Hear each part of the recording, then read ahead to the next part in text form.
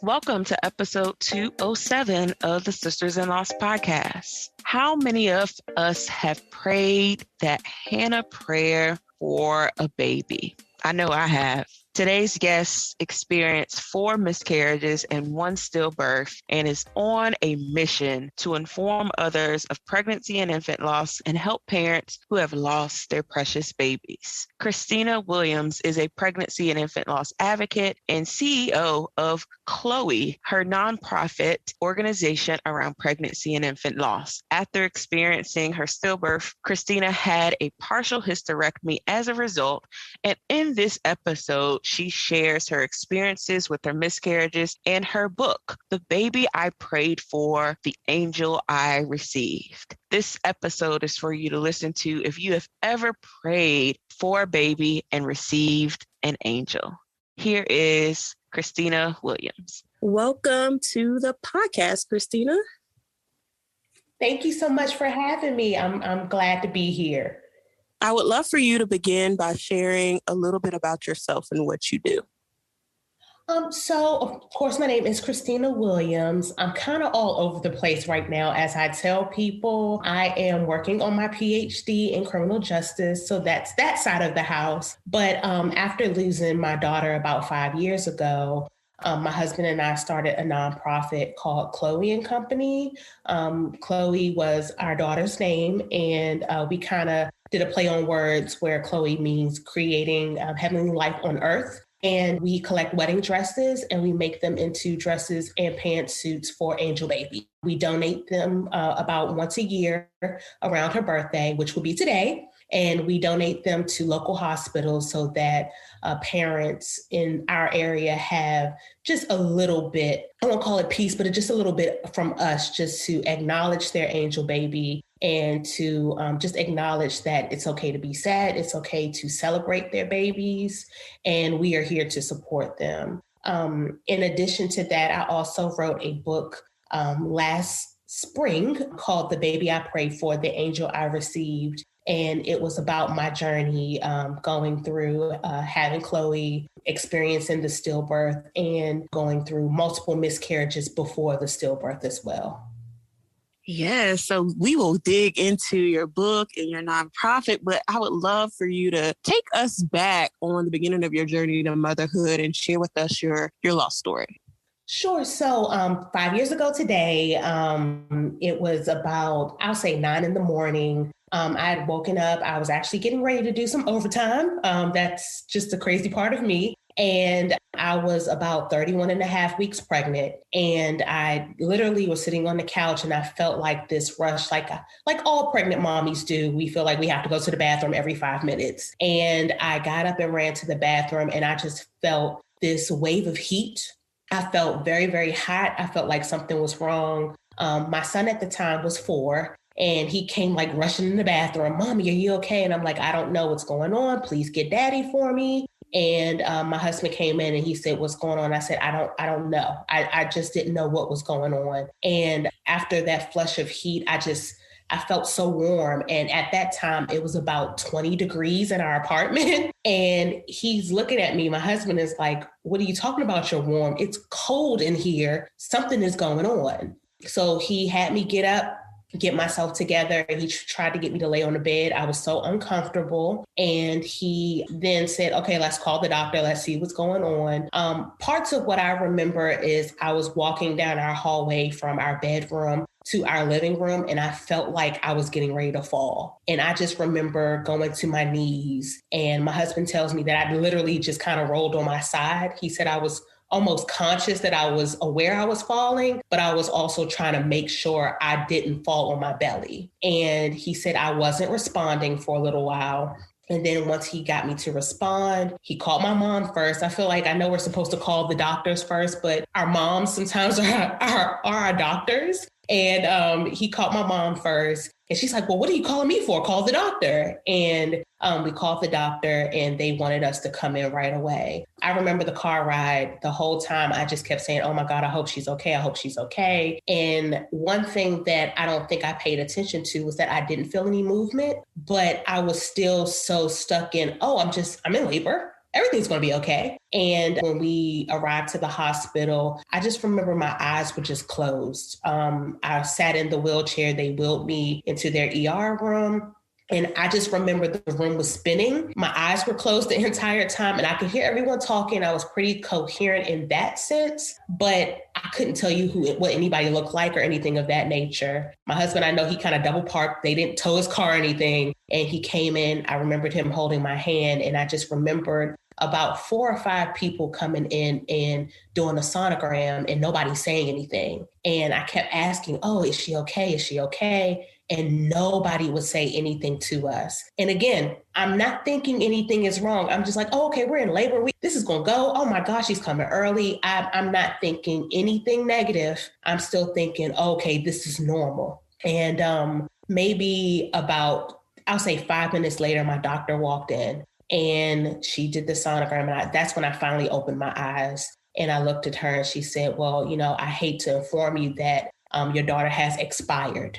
And I'll never forget those words. And I'm like, expired? What do you mean expired? And till this day, I can still feel and hear my husband's cry. Like I still feel it. I can still remember all of that moment so vividly. And I'm looking at him and I'm like, what are you crying for? What is she talking about? And she was like, she's expired. We have to take you into labor and delivery right now. We went into labor and delivery, and at 11:14 a.m., Chloe was born silently. And it was just such a surreal moment because they took her out, they gave her to my husband, and he was just looking at her, and I could just still see the emotion, but I was so in and out of it. At one point in time, I completely crashed, and I know they were getting ready to escort him out of the room. I stopped breathing and everything. And after we were transported to the next room, they had disclosed to me that I had had a concealed placental abruption. And pretty much if we didn't get there when we got there, I don't know if I would have been here too. It was a lot going on in that moment, a lot of anger, a lot of frustration, and just a lot of sadness because I just didn't understand what was going on. And I didn't understand how this could happen so fast. And I don't know if that was just ignorance or if it was more so, does this really happen? And, my eyes were just so open at that time. We had experienced 4 miscarriages prior to the stillbirth, but I was just like, oh no, God wouldn't have gotten me all the way here.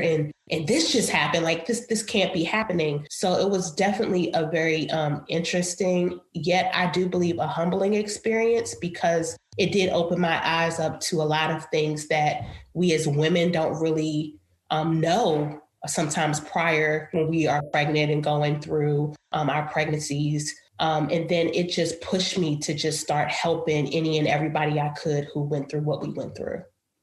Yeah. So when you got to the hospital and actually delivered Chloe, did they do any rituals for her? Were you all able to hold her? And did you have a memorial service or funeral for her? So we call it the rolling funeral, and I kind of chuckle when I think about it. We gave birth or delivered at Anne Arundel Hospital, and I must say they had the best staff ever. Our nurse, I still keep in contact with her till this day. She actually sent me a message this morning to wish Chloe a happy 5th birthday. And she was just so gracious to us. She allowed my sister to actually come in and change her clothes. We had a pretty dress that we wanted her to wear, and a photographer came to take pictures of her. And they allowed my sister to dress her. And I think my sister also needed that as well because she too was just completely just thrown off by Chloe's loss and just us going through this. And they allowed us to hold her. My son was able to come in and he actually held her as well. My parents came in and we call it the rolling funeral. My grandmother is an ordained minister, so she came in and she baptized her. And it was just so much family and friends that were allowed to come in at all times of the day and night. One of my husband's best friends came in at 2 a.m. and he stayed with him for about 2 or 3 hours. And he also just, held her and comforted him while at that time I was getting a blood transfusion. But we had so many friends and family that just came by to see her and to love up on us and to just let us know that they were there for us and to literally come see her too, just to see her face. And some people did hug her. Some people did pick her up and hold her. And some people just wanted just to look from afar. And then I think the hardest part for us is when they had to take her out the room because I wasn't ready. And I think a part of me was still like, oh, I'm taking her home. And I knew I couldn't, but I knew that she was just right there and she was just in arm's length to me. And I just wasn't ready for them to take her out the room. And when they did, it was such a sad moment for everybody. My parents, my in-laws, all of us were just heartbroken that they had to take her. Wow. I'm happy that you all were able to experience that time and your family was able to experience it as well. I think, what 2020 has taught us is, especially for those who experienced loss in 2020, a lot of families haven't gotten that closure. They were just the husband and the partner, just the couple in those rooms, in those moments, and not being able to experience that with family. So I'm happy that you all were able to have that moment with her and have that longevity with her. But let's talk about just like those next few weeks, because obviously, having family around initially, but then everybody goes back to work and then you are left on some form of leave from work. So were you able to take time off? And then how was those next few weeks? And how was that process of returning back to work when you did go back? Oh, my goodness. So I was off for about 4 weeks after. I was supposed to be off at least 8 weeks, but there was a whole bunch of drama with my workplace and they were just not willing to give me the extra time off. So I had to jump back into work a little bit sooner than I had intended to. But the 4 weeks at home honestly were very, very hard for me. I like to keep myself busy to just keep my mind off of things. And I couldn't keep myself busy after having a C-section. I had a C-section with my son as well. And that kind of slows you down. It's not, like all my friends who've had natural birth say, it's nothing like having a natural birth. And because I haven't had the other one, I've only had a C-section. It's very hard for me to recoup afterwards. So the first maybe 2.5 weeks were really just trying to get my body to some sort of normalcy with the pain of the surgery. But a lot of that was also just sitting in what had happened. Again, I think I was so frustrated because I'm like, oh no, we're not going to get all the way through to almost 32 weeks and this happened. Like I think I struggled with my faith. I was furious with God. And a lot of it, I was sad too, with friends and family, because a lot of them did fall off at that time. Our parents were still heavily involved. My siblings were still heavily involved in checking up on us, but there were some people that I think we expected to be there that were not there. And that, I guess, just added on to the anger that I was already experiencing. And for a while, a lot of those relationships were not mended, almost for like 2 or 3 years, because I still held on to, I can't believe you weren't there for me. But I had to look at it from 2 different angles as I started to really mature more and really kind of level up in a way in my grief. And I had to realize that some folks they don't know what to say or do when moms or dads lose babies. And that was like a big reality check with one of my aunts. She had shared with me that she had a stillbirth almost 24, 25 years ago now. And she said they didn't talk about it. It happened in the hospital. They went home and they moved on. And I'm looking at her with big eyes. I'm like, what do you mean you moved on? She said, we just moved on. We kind of got over it. And I'm like, you don't get over it, And to me, it was a reality check, but also a way to just understand that all of us process and do things differently. And also, I think it's a cultural thing. At that time, did they really allow families to grieve the loss of losing a child. And I also think that some people kind of put grief of losing babies in a different box, like, oh, it's just a baby. And I'm like, I don't care if it's just a baby. It was my baby. It was still a child. And I gave birth to her. So a lot of that after the fact, and even now, I think I still experience with some family members and friends, just about just losing babies compared to losing children. And I'm like, it's still a child, whatever way you want to shape it or shift it, it's still a child. And we should honor our babies, whether they were silently born or not, down to our children that depart. So we dealt with a lot of that. And going back to work, that first day was probably one of the days I wish I didn't have to experience. My office was made aware of what had happened, and the looks from people was just, it was agonizing. I didn't want a lot of people to know at that time everything that had happened. And a lot of people, of course, still don't know everything that happened, but walking in my office and just looking at the sad faces, it was just an interesting experience, and just one that I wish I didn't have to go through. I have a hard time dealing with, I guess, people being sad for me in a way. So just seeing that and just walking in that at that time, that was difficult for me. But one of the major issues that I dealt with was I was sitting in my office. It was the day I returned back, and one of my coworkers came into my office and said, well, I mean, you should just rejoice in knowing that you have your son. And I mean, that's all that matters anyway. And I swear, if I could have been, I probably would have smacked him because I don't think he realized just how insensitive his comment was. I think he may have had good intentions in what he was trying to say, but his delivery and his comment was just so insensitive, and it upset me to no end. I remember that I just looked at him and I just kind of gave him a weak smile, and he ended up leaving my office, and I shut the door for the rest of the day. And I look back on it and I'm like, oh my gosh, it really did hurt me, but I do think that his intentions were probably better than how he really relayed that message. And it really hurt me. Man, oh man, if we could get $1 for all the insensitive comments that we had over the years.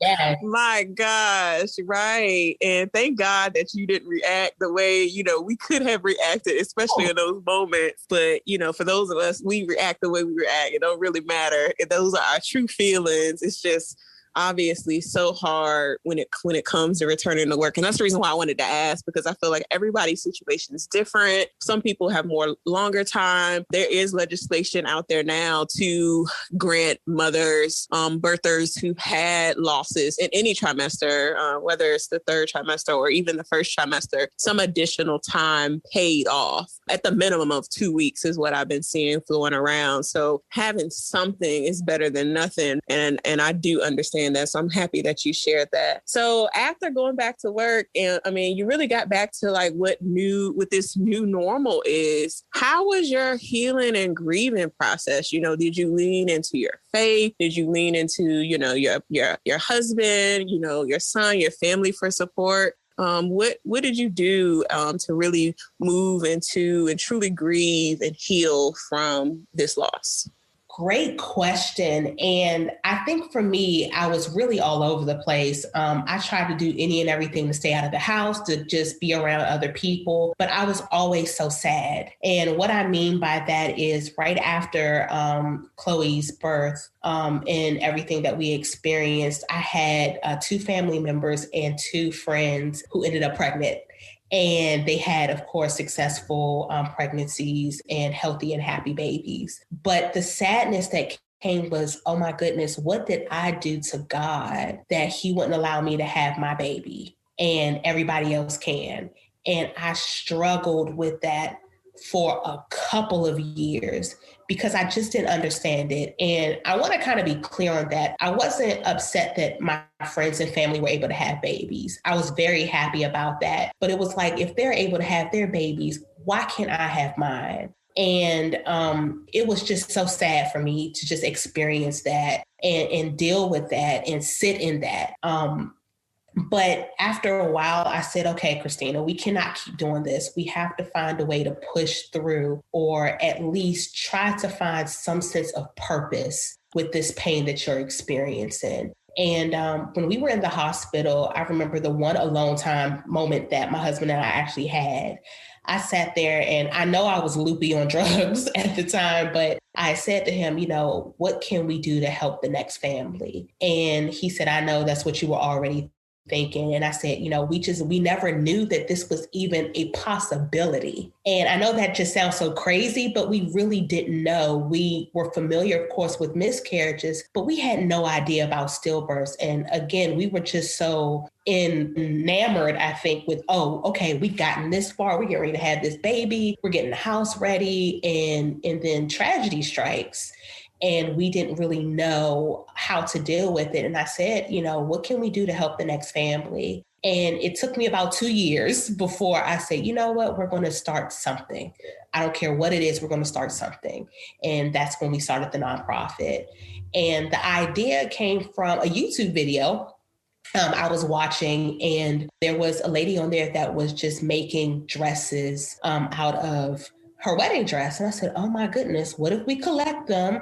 And what if we're able to make all these pretty dresses and suits and donate them to the hospital? And we can donate here. And I'm just bouncing off these ideas. And my husband is like, yeah, whatever, do whatever you want to do. And then he came back and said, you know what? I like that idea. That way we could keep her memory alive. And we talked more about it, and then we went and filed the paperwork to get, all of the names and the LLC rights and all of this, and then transferring it over to a nonprofit. And we're still even working through some of those kinks, but I'm just so glad that we were able to do it, because it really did provide me more of a purpose.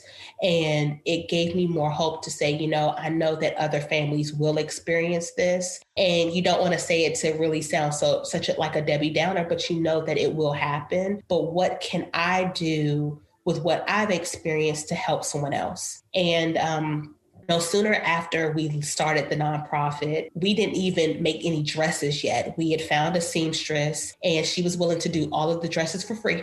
And that was just a part of her ministry. She just had such a connection to our story that she wanted to help us. And we had just given her maybe 5 or 6 dresses to just go and be creative. And I had gotten a phone call from a friend, and she said, hey, one of my buddies just lost their baby. Is there anything that you can do? And I called the seamstress and I said, hey, I do not want to put a rush on this, but we just had someone lose their baby. Can we do a dress quickly for them? And she produced 12 dresses out of one wedding dress. And I was able to give her what we've called the boxes of love. We call them Chloe's boxes of love. And it had a dress in it, a letter from us, a pen, and just a couple of other knickknacks and trinkets that we were able to give this family. And the mom reached out to me and just said, I'm just so grateful because we were able to bury her in the dress that you provided us. And we didn't have any money to get her some of these things, and had to even pay for a funeral and family help for that. So I was just so honored that we were able to give her something that she could use to just bury her angel baby. And that just, it ignited a fire in me. It was like, oh my goodness, if we can do this for one family, imagine how many other families that we can help. And I wanted to be so clear with just other family members who asked us about it. I don't want to profit off of this. I just want to help. And that's, why we went the nonprofit route. And then the book literally just came out of a whim one day. And my husband said, you need to write a story about what happened. I said, oh, okay. And I started writing, found a publisher, and we were able to get everything kickstarted last year. Awesome. So share with us a little bit about the book and where can people purchase it? So the name of the book is called The Baby I Prayed For, The Angel I Received, and it can be purchased on Amazon and Barnes & Nobles, and it can also be purchased on Target online and Walmart online. And it is probably one of the best things that I've ever been able to do, is just to write about Chloe's story and write about what happened to us. I also put in there a couple of tips for parents, just things that they could just refer to after they've lost a baby, or even share with others when they've lost a baby. I have resources in there, and it's just my little way of just trying to help out anybody who's willing just to listen to our story. I'm so proud of it. And all of the proceeds that I've received so far have gone directly to our nonprofit organization. That's amazing. So I would love to hear any tools or resources that you may have used, or, if you've done, therapy or counseling or coaching. Really share with us, kind of how you navigated this journey through grief, and what has helped you along the way.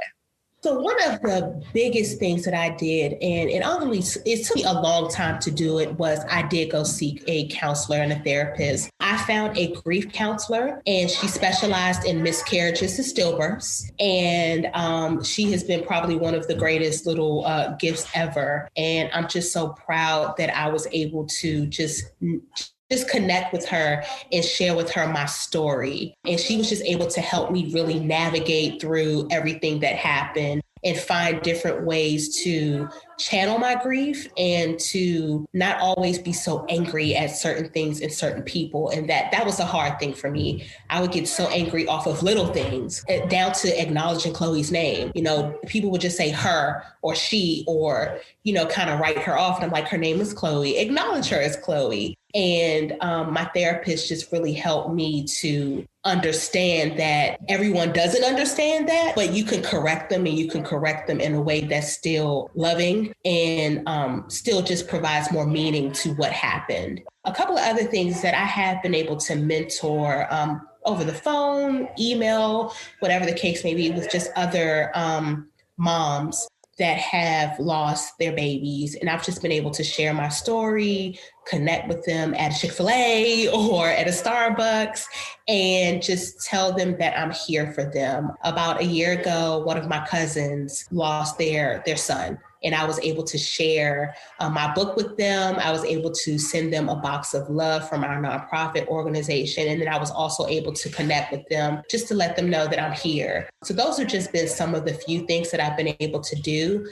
I also had to find a therapist for my son. And he really had a hard time trying to understand that, okay, you had this baby, but you didn't bring her home. And the sadness that I think he experienced and went through was just so bad. We had to find him a therapist. So he was in therapy for about 6 months, and it really, really helped him. And now he still has really sad moments where he misses her, and he acknowledges Chloe all the time. But I wanted him to find a different way to kind of push through the grief. And I'm just so glad that I put him in therapy. And my husband and I just thought that was the best outlet for him. Yes. And I'm happy that you mentioned that with him. So I would love to know, how has your parenting after loss journey been since you had a child prior to you losing Chloe? How has it been with your son, parenting him now, now that it's been 5 years and, we're recording this on her 5th birthday. Happy birthday, Chloe in heaven. So I would love for you to share with us that, because I think a lot of people may not know that, it's different, prior to losing your baby and then after parenting after losing your baby. It's just different, and we all navigate it different. So can you share with us how your journey's been? Sure. So prior to, I think we always just loved upon our son. And I continue to still do that. But afterwards, I do feel like at times we wanted to give him more, because he is now ultimately our only child. And what I mean by giving him more, it's not necessarily just the materialistic things, but giving him more everything. So giving him more love, just hugging him all the time. I mean, I hugged him before, but I hug him probably too much now. And he reminds me often about it.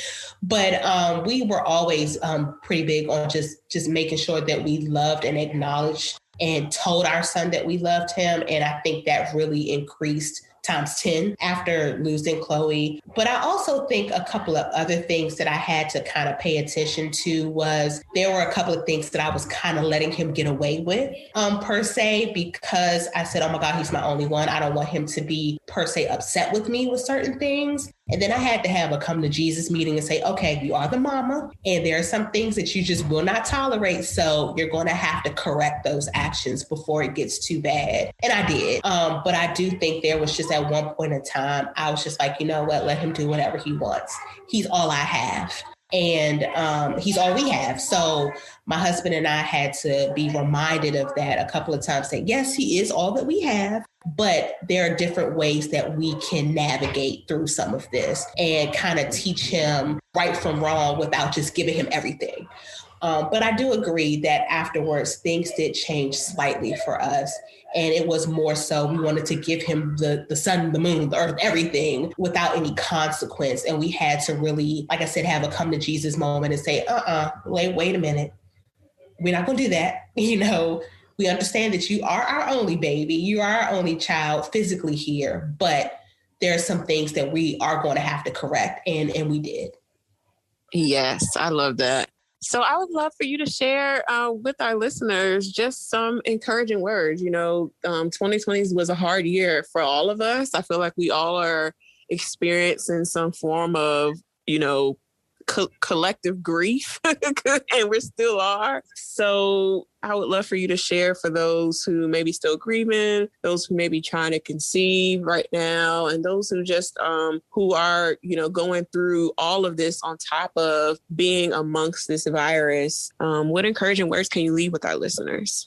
You know, one of the biggest things that I can leave with you is just don't give up. I think that sometimes after we've experienced such a loss like this, we tend to say, oh my God, I don't want to do this again. And I am one of those people who was like that, where I was like, oh my God, I'm not doing this again. And we tried, and unfortunately, that was just not in the cards for us. But we've had so many other families that we've been able to connect with, and we've been able to just let them know, continue to try. If you really, really want to expand on your family, we support you. Don't give up that hope. Don't give up that dream. Don't give up what you really, really want for your family. So that's one of the major things I can share, even through the pandemic. Don't give up.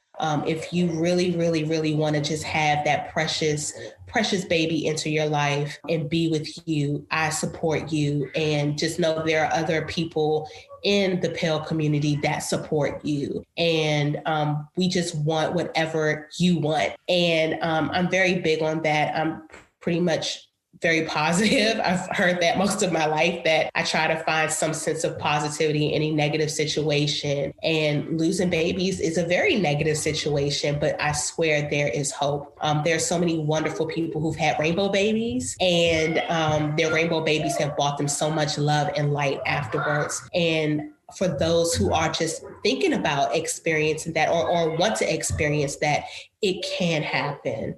And just don't give up on what you want. And just know that there's so many resources, so many people, and so much love and positive energy out here that could kind of guide you to where you need to go. I love that. So where can our listeners connect with you after this episode, you know, connect with your organization as well as purchase your book? Awesome. So our organization, our website is www.chloeco.org, CHLOECO.org. We have all the information on there about donations. And we're also looking for a seamstress. So our seamstress passed away last year. And we are so heartbroken by that. So we are looking for a new seamstress to just help us. We have right now about 24 dresses in inventory that need some TLC so that we can make some dresses and pantsuits for angel babies. And there should also be a link there to purchase the book. However, if you are still looking for it outside of that, You are more than welcome to go on Amazon, Barnes and Nobles, Target online, or Walmart online. And the name of the book is called The Baby I Prayed For, The Angel I Received. And then you can always find me on Instagram and Facebook. On Instagram, it is at Becoming Dr. Williams, or you can locate our nonprofit page at Chloe Co. And I'm also, of course, on Facebook, and we have our nonprofit on there as well. And you can find me at Christina Williams. There are a ton of us, but when you see my locks, which I've now cut, you'll know it's me. So please connect with me. Please share. I am more than willing to connect with you at 1 a.m. I've done it before. I will go in my closet or come down in my office to just talk to any parent that just needs some sort of just love and positive energy sent their way. So please, I'm more than willing to connect. Thank you so much, Christina, for sharing your story with us and what you are doing in the DMV. I am so excited that we connected today, and I know that our listeners will be blessed by your story and what you are doing to really turn your pain into purpose. Yes, and thank you so much. You have been just fantastic, and I'm truly enjoying Sisters in Loss and the podcast and the different training modules. I'm enjoying all of it. Awesome. Thank you so much, Christina. This was awesome. This was good. Thank you so much for listening to today's episode. There are so many ways to connect with the Sisters in Loss community. Join our monthly support group, our Sisters in Loss Healing Collective at sistersinlosshealing.com. Join our free Facebook group at sistersinloss.com/community, or text Sisters to 797979 to download your free Journal to Healing ebook. That is Sisters to 797979 to download your free Journal to Healing ebook. Follow us on Instagram and Facebook at Sisters in Loss, and subscribe to our YouTube channel. Yeah, girl, we on YouTube at Sisters in Loss TV. We love you for listening. Keep the faith. Until next time, this is Erica, and I'll talk to you soon.